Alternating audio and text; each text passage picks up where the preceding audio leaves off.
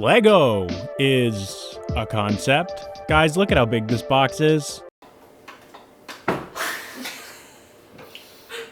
The UCS ATST will set you back 200 smackaroos, 200 big ones. That's the price of a used car from the 1950s, which really means nothing because wages were so low back then, but you get the idea. This is a car level of Lego set. This is also an 18 plus set, which means it's about as hard to build as every other Lego Star Wars set ever made, but this time includes 1,513 pieces. At around 13 cents per brick, this is a fine deal on a whole lot of great pieces, especially if you get it on sale, which has only happened in the form of Costco bundles or pallet drops to my knowledge. I think this bad boy is stuck to a stubborn 200, 180 being doable in some spots.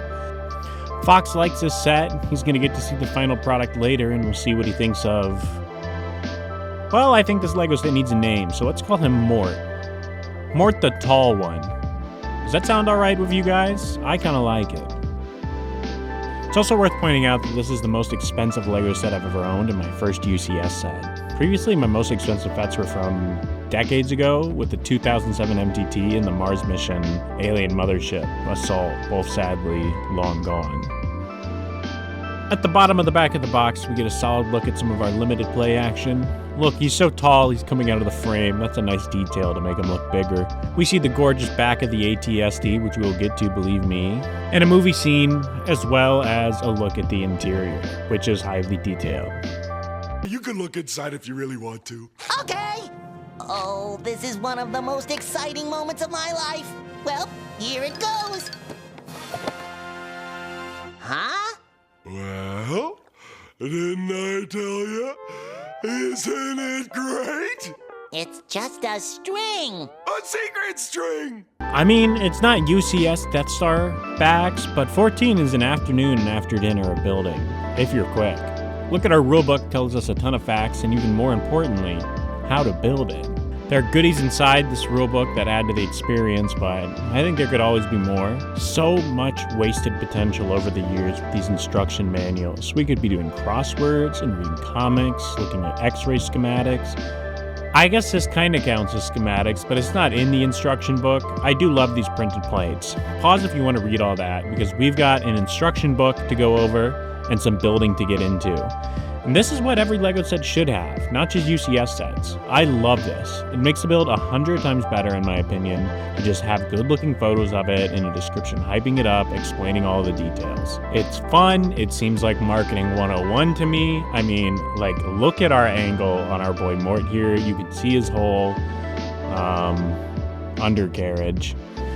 Here we've got more views of the details. Again, great way to show them off and give every bit the attention it deserves. I mean, there's like levels to this shit, right? You can have this back of the box page, or you can have pages like this to coup de grace some beautiful artwork. Please, Lego, put something like this in every single rulebook. You can see the little Ewoks flying in, and it's just, perfect. The rest of the rulebook is normal, no errors or irregularities to report. Not too difficult of a build, would recommend as a purchase for all ages, despite the 18 plus rating.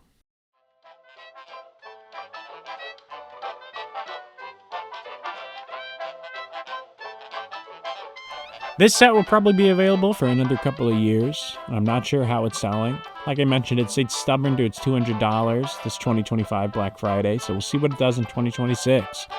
A strong base for Mort has been built with a singular stud as our extra from bag one. I've been searching for a set like this, something that's a beefy build, but not crazy, not like a multi-day project. A 2-day at the most for a reasonable price with some functionality and playability. I think Ultimate Collector Series sets should include play features more often. Obviously, you shouldn't sacrifice looks, but an accessible interior takes a set from an A to an S for me.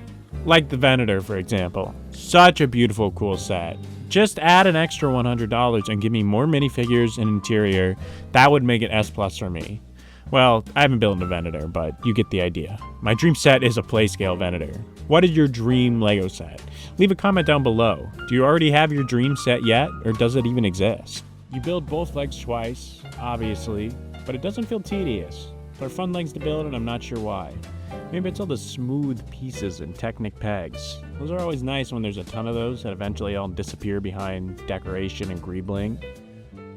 Okay, so it looks like I am completely missing my sticker sheet, which is strange. I don't know what happened to it, but I thought they didn't have a sticker sheet and I was really, really excited. But it calls for a sticker right here on this little side piece. Oh, I'm gonna check the footage, I guess. I hope, listen. I hate stickers.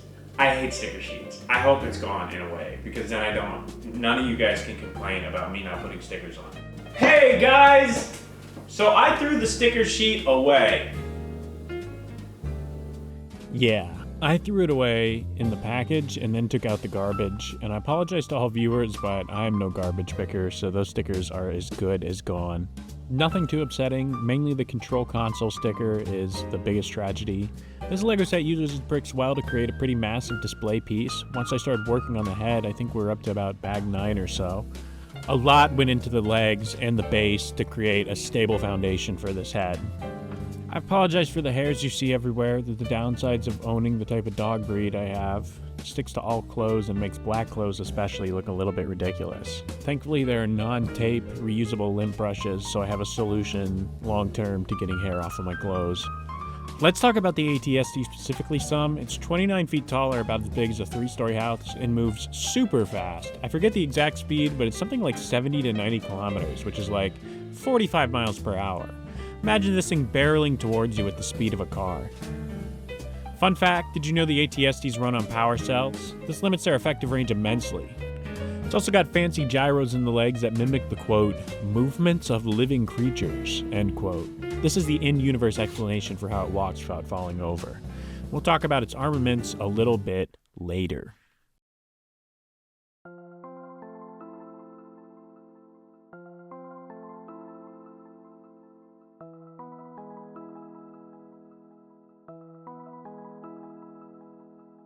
First up, we've got our sole minifigure, the AT-ST pilot. His name is Julian in Respect.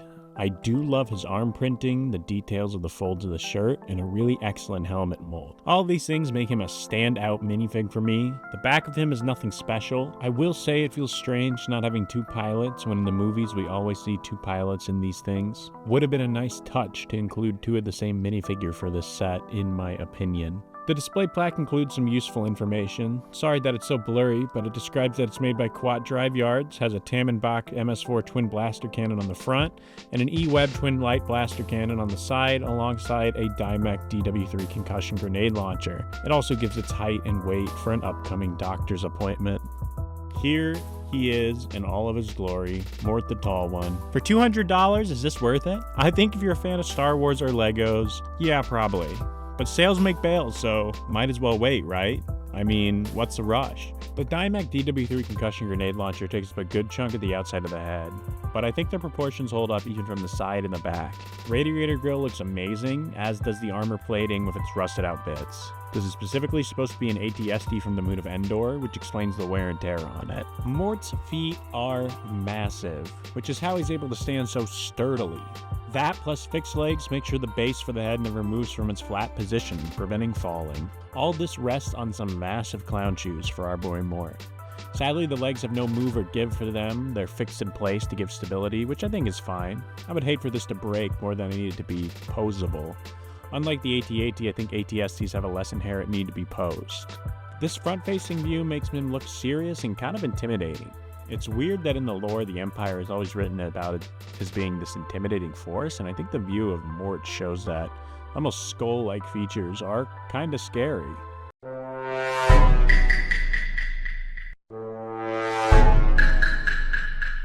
The back of Mort is awesome. Really great greebling, which is the word for all the little details they add, like the grills or 1x1 studs. The radiator and the printed fans on the back of the head are my favorite parts, absolutely for sure. I just can't get over how good this looks. We've got some additional detailing, as well as a legendary paintbrush and our tire on the side of him. Fun fact, LEGO is the #1 producer of tires in the entire world. And on the other side, it's much the same. The legs are skinny from the side, but they're still stable as hell, and you can see some of the rust detailing scattered throughout the build, as well as a ton of extra detailing to make them look very realistic. They even added detailing to the back to make it look not so plain. I'm not sure how it would look if these small pieces were covered by larger single color panels, but I appreciate the vision of what it is for sure. and don't have any suggestions for changing it or like what it could be. Dog hair gets stuck everywhere. Fox is omnipresent in my life. Here we can fully see the E-Web twin light blaster cannon on the right side, the Dymec DW3 concussion grenade launcher on the left, and finally the Tannenbach NS4 twin blaster cannon on the front. Oh, look at Mort's hole. Shows that we've got the small hatch. Don't peer too closely down it. You never know what you'll see staring back at you, hidden within. And closing that up, you can open the big panel on top to reveal a rather posh interior with some leather seats. There's supposed to be a sticker right there on the big panel, but, you know, it's in a landfill by this point. Thankfully, they give you these printed pieces to fill out the cabin, which does look great, especially the seats in my opinion. I do think they could have gone a little farther with the interior, maybe cover up some of the studs towards the top, but overall, I really appreciate that this set has one. It adds so much, whether it's minifigure scale or not.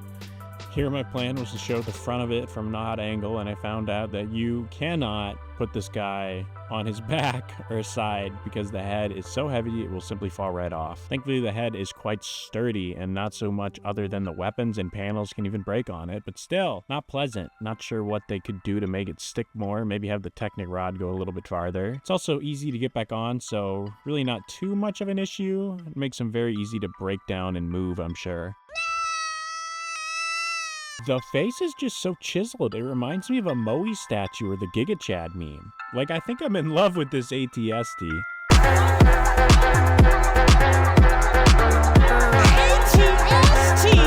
ATSTs! These common sunflowers stand like nothing compared to the height and might of Mort. Okay, maybe not nothing, but these are like normal sunflowers from the botanical line, and Mort is, I think, 14 inches tall. Let me go measure him. Yep, 14 inches tall. Pretty big guy. Overall, I recommend this set, 10 out of 10, and probably my summer 2025 set of the year.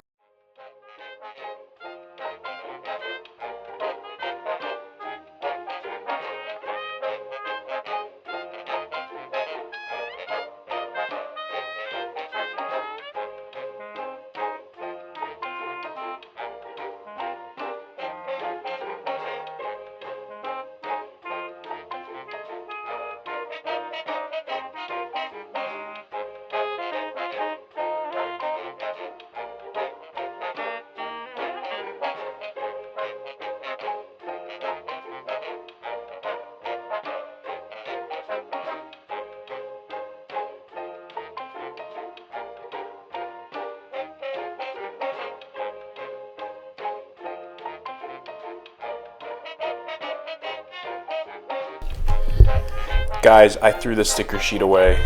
That's what happened.